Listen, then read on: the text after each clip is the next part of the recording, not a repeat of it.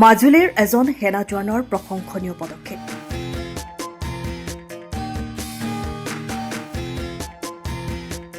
পৰীক্ষাত অৱতীৰ্ণ হোৱা সকলো পৰীক্ষাৰ্থীক উপহাৰ দিয়ে এটাকৈ কলম।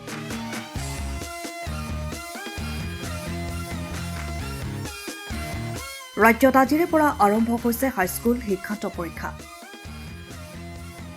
ৰাজ্যৰ বিভিন্ন প্ৰান্তৰ লগতে মাজুলীতো আৰম্ভ হ'ল হাইস্কুল শিক্ষান্ত পৰীক্ষা।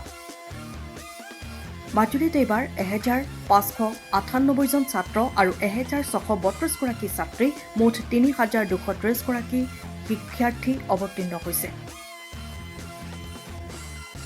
প্ৰতি বছৰে অনিত চাটোলা নামৰ সেনা জোৱানজনে মাজুলীৰ আউনীআটী হেমচন্দ্ৰ উচ্চতৰ মাধ্যমিক বিদ্যালয় পৰীক্ষা কেন্দ্ৰত পৰীক্ষাৰ্থীক উপহাৰ দি আহিছে এটাকৈ কলম। ভাবিছোঁ মানে মোৰ তেনেকুৱা কোনো পৰিকল্পনা নাই। শিক্ষাৰ্থী হ'ল আমাৰ দেশৰ ভৱিষ্যত। মই প্ৰত্যেক বছৰে চেষ্টা কৰোঁ নিজৰ ওচৰ চুবুৰীয়া ল'ৰা ছোৱালীবিলাকৰ লগত সোমাই তেখেতসকলৰ উজ্জ্বল ভৱিষ্যত কামনা কৰোঁ।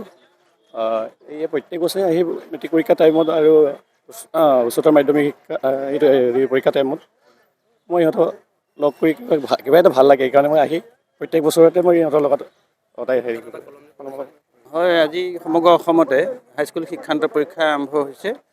এক জীৱনৰ এক খুঁটি যে হাইস্কুল শিক্ষান্ত পৰীক্ষাত আচলতে অভিভাৱক ছাত্ৰ ছাত্ৰী সকলোৱে এক্সাইটেড হৈ থাকে যে এক ভাবিব নোৱাৰা অনুভূতি, এক আৱেগ।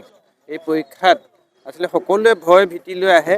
তেনে সময়ত দেখি পালোঁ যে এজন এক্স আৰ্মীয়ে, অনিত চাটোলা নামৰ এক্স আৰ্মীজনে তেওঁ ছাত্ৰ ছাত্ৰীসকলক মৰমেৰে এটা কলম উপহাৰ দি যি সাহস আৰু প্ৰেৰণা আগবঢ়াইছে, তাৰ কাৰণে আমি ধন্যবাদ দিছোঁ। আৰু তেখেতৰ অন্যান্য কাম কাজো আমি বিভিন্ন সময়ত দেখা পাই আছোঁ।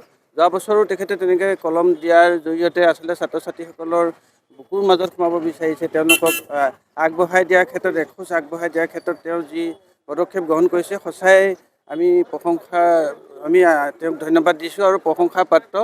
অনিতৰ ভৱিষ্যত উজ্জ্বল কামনা কৰিছোঁ আমি। সময়ৰ খবৰ সময়ত পাবলৈ ফ'ল' কৰক টাইম অফ আছাম।